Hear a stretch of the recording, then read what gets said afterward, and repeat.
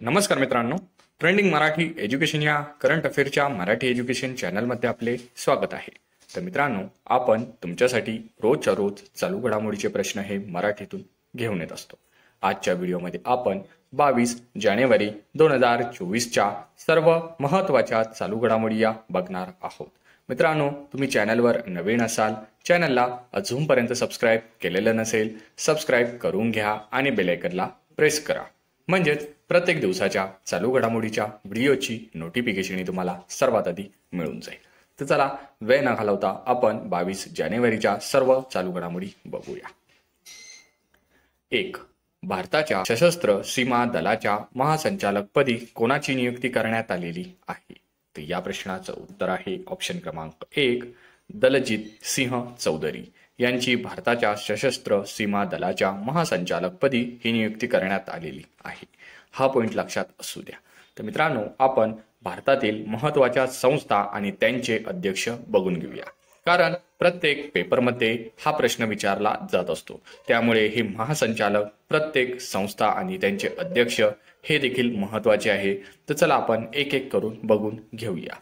तर बीएसएफचे महासंचालक आहे नितीन अग्रवाल, तर सीआरपीएफचे महासंचालक आहे अनिश दयाल सिंह, तर सीआयएसएफचे महासंचालक आहे शीलवर्धन सिंग, तर आयटीबीपीचे महासंचालक आहे राहुल रसगोत्रा, एसएसबीचे महासंचालक आहे दलजीत सिंह चौधरी, एनएसजीचे महासंचालक आहे एएम गणपती, आयबीचे महासंचालक आहे तपन कुमार डेका, रॉचे महासंचालक आहे रवी सिन्हा, तर सीबीआयचे महासंचालक आहे प्रवीण सूद, बीआरओचे महासंचालक आहे रघु श्रीनिवासा, सीआयसीएफचे महासंचालक आहे नीना सिंह, आयसीजीचे महासंचालक आहे राकेश पाल आणि एसपीजीचे महासंचालक आहे आलोक शर्मा।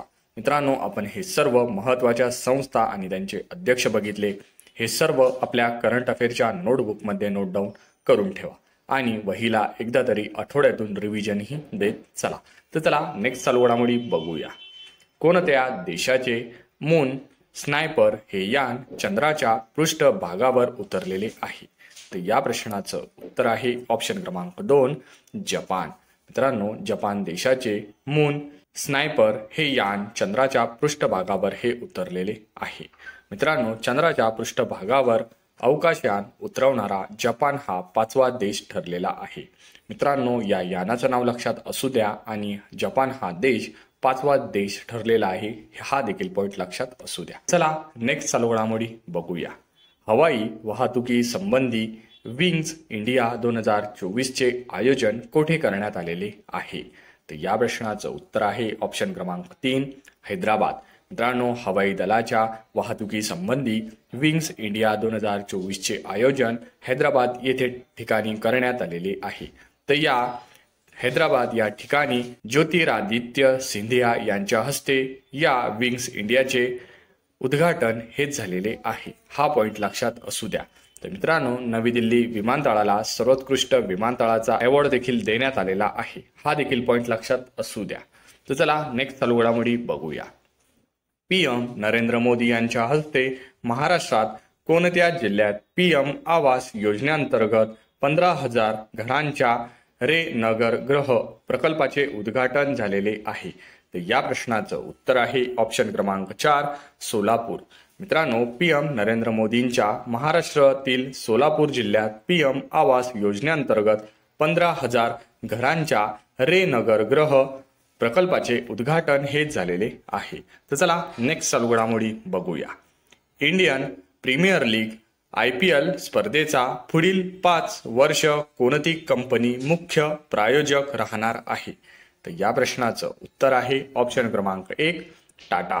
मित्रांनो, आता IPL या स्पर्धेचा पुढील 5 वर्षासाठी टाटा कंपनी ही मुख्य प्रायोजक राहणार आहे।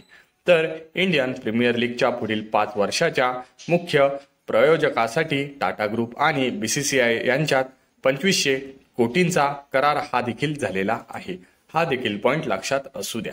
तर चला नेक्स्ट चालू घडामोडी बघूया। कोणाला मरणोत्तर पीएम राष्ट्रीय शौर्य पुरस्कार 2023 ने सन्मानित करण्यात आलेले आहे? तर या प्रश्नाचं उत्तर आहे ऑप्शन क्रमांक 2 आदित्य ब्राह्मणे. मित्रांनो, आदित्य ब्राह्मणे यांना PM राष्ट्रीय शौर्य पुरस्कार 2023 ने हे गौरवण्यात आलेले आहे. तर चला नेक्स्ट चालू घडामोडी बघूया. PM नरेंद्र मोदी यांच्या हस्ते कोठे नवीन आधुनिक बोईंग इंडिया अभियांत्रिकी आणि तंत्रज्ञान केंद्र संकुलाचे उद्घाटन हे करण्यात आलेले आहे. तर या प्रश्नाचं उत्तर आहे ऑप्शन क्रमांक 3 बंगळुरू. मित्रांनो, PM नरेंद्र मोदी यांच्या हस्ते बंगळुरू या ठिकाणी नवीन अत्याधुनिक बोईंग इंडिया अभियांत्रिकी आणि तंत्रज्ञान केंद्र या संकुलाचे उद्घाटन करण्यात आलेले आहे. तर मित्रांनो, ही बोईंग कंपनी अमेरिका या देशाची आहे, हा देखील पॉइंट लक्षात असू द्या. तर बंगळुरू येथे स्थापन केलेल्या बोईंग इंडियाचे अभियांत्रिकी आणि तंत्रज्ञान केंद्र अमेरिका देशाबाहेरील बोईंगचे हे सर्वात मोठे केंद्र असणार आहे, हा देखील पॉइंट लक्षात असू द्या. तर चला नेक्स्ट चालू घडामोडी बघूया. कोणत्या राज्यात जगातील सर्वात उंच डॉक्टर बाबासाहेब आंबेडकर यांच्या पुतळ्याचे अनावरण हे करण्यात आलेले आहे? तर या प्रश्नाचं उत्तर आहे ऑप्शन क्रमांक 4 आंध्र प्रदेश. मित्रांनो, आंध्र प्रदेश राज्यात जगातील सर्वात उंच डॉक्टर बाबासाहेब आंबेडकर यांच्या पुतळ्याचे अनावरण हे करण्यात आलेले आहे. आंध्र प्रदेश राज्यातील विजयवाडा येथे अनावरण करण्यात आलेल्या डॉक्टर बाबासाहेब आंबेडकर यांच्या पुतळ्याची चौथऱ्यासह उंची आहे 206 फूट, हा पॉइंट लक्षात असू द्या. तर डॉक्टर बाबासाहेब आंबेडकर यांच्या पुतळ्याला स्टॅच्यू ऑफ सोशल जस्टिस असे नाव देखील देण्यात आलेले आहे. मित्रांनो, उंची लक्षात असू द्या आणि त्या स्टॅच्यूला स्टॅच्यू ऑफ सोशल जस्टिस हे नाव देखील लक्षात असू द्या. तर चला नेक्स्ट चालू घडामोडी बघूया. तर मित्रांनो, आपण आंध्र प्रदेशचा उल्लेख झाला तर आंध्र प्रदेश विषयी थोडक्यात माहिती जाणून घेऊया. आंध्र प्रदेशची निर्मिती ही 1 ऑक्टोबर 1953 रोजी झालेली आहे. तर आंध्र प्रदेशचे एकूण क्षेत्रफळ आहे 1,60,205 चौरस किमी एवढे. आंध्र प्रदेशची राजधानी आहे अमरावती, तर सर्वात मोठे शहर आहे विशाखापट्टणम. आंध्र प्रदेशमध्ये एकूण जिल्ह्यांची संख्या ही 26 आहे.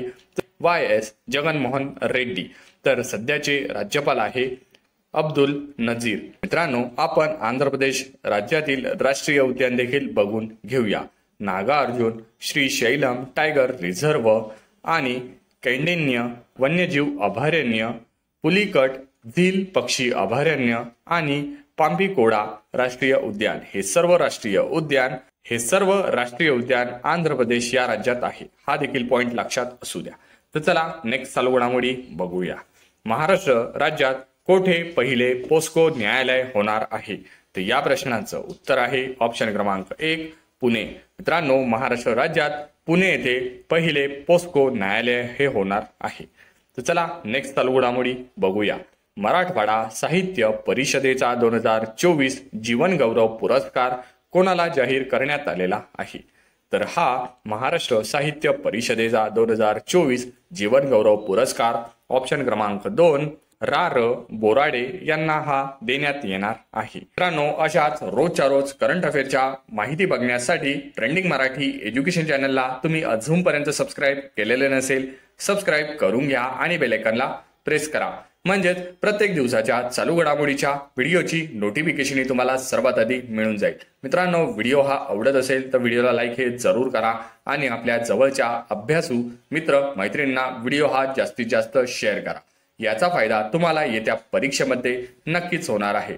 मित्रांनो, पूर्ण व्हिडिओ बघितल्याबद्दल तुमचे ट्रेंडिंग मराठी एज्युकेशन या करंट अफेअरच्या मराठी एज्युकेशन चॅनलमध्ये तुमचे मनापासून धन्यवाद.